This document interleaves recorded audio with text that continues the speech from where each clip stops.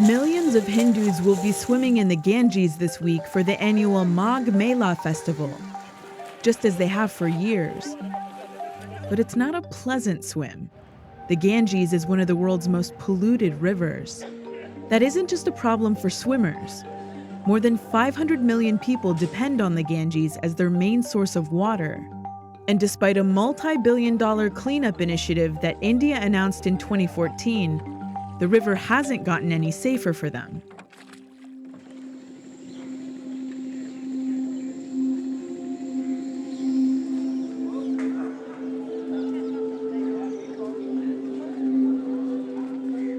We have come to see the beautiful Ganga here, to experience its warmth that is giving it to us. Tell me about the spiritual significance that you feel. It cannot be said, it is to be felt.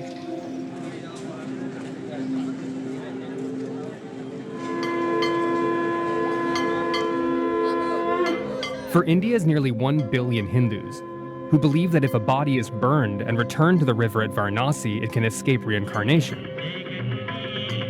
the Ganges is one of the most sacred places on Earth, but it's also one of the most polluted.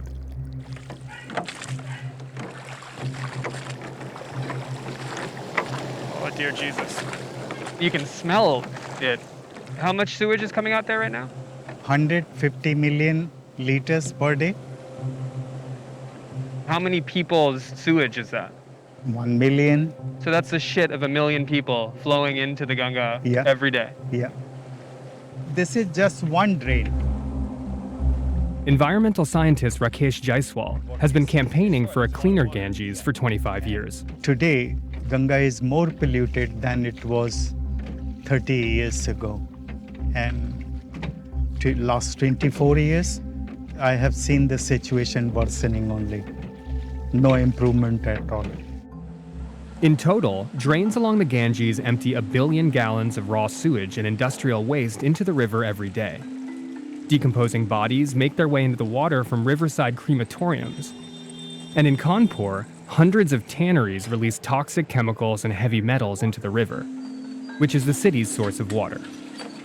Half of Kanpur city, including me, was getting drinking water from River Ganga. The water there was highly contaminated, containing city wastewater and also a contaminated discharge from TB hospital, tuberculosis hospital. Oh, wow. Yeah. As you can imagine, contaminated water puts the population at risk of disease, including cholera, typhoid, and viral diarrhea. Why aren't there processing centers or water treatment facilities or infrastructure, basically, to... This is the inability and inefficiency of the government. In 2014, Prime Minister Narendra Modi announced Namami Gange, a $3 billion cleanup initiative.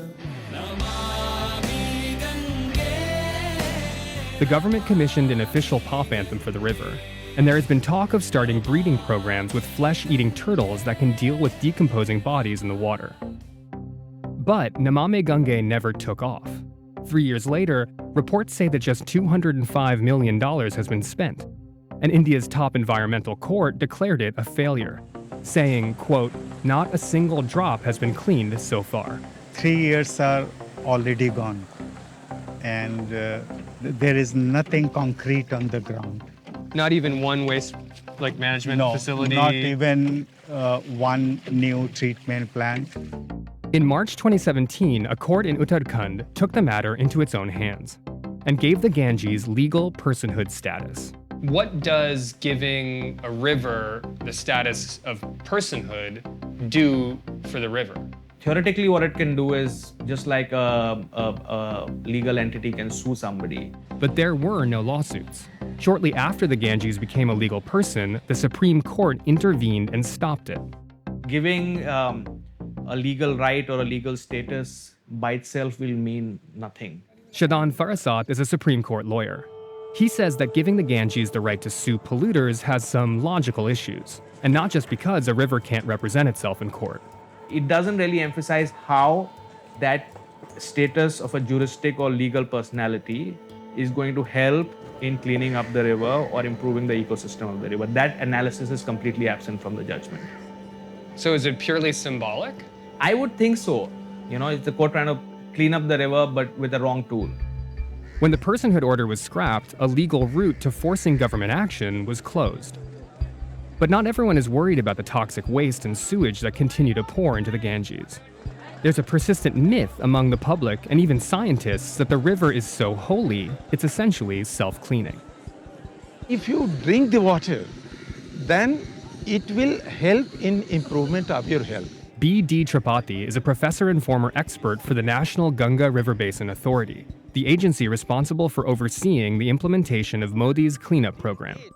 He is surprisingly optimistic about the situation. If you increase the flow into the water, then 60 to 80% organic pollution problem will be automatically resolved. Really? Yes. You believe that the river Ganga can heal itself if there's more water in the river Ganga? Of course, 100% true. If water is there, if flow is maintained, Ganga will solve its own pollution problem. Dilution is the solution of pollution. So we can still dump sewage into tannery waste? Yes. Tripathi's belief in the Ganges' power is misplaced. Industrial waste accumulates in the environment over time and can't simply be diluted. Still, the river's pollution isn't stopping people from going to the Ganges to be cleansed. So you're not sort of bothered by the pollution? No, not good. Have you guys taken a dip? I can go do it right now. I'm so fond of Ganga. You would hop in right now. Yeah, I love Ganga.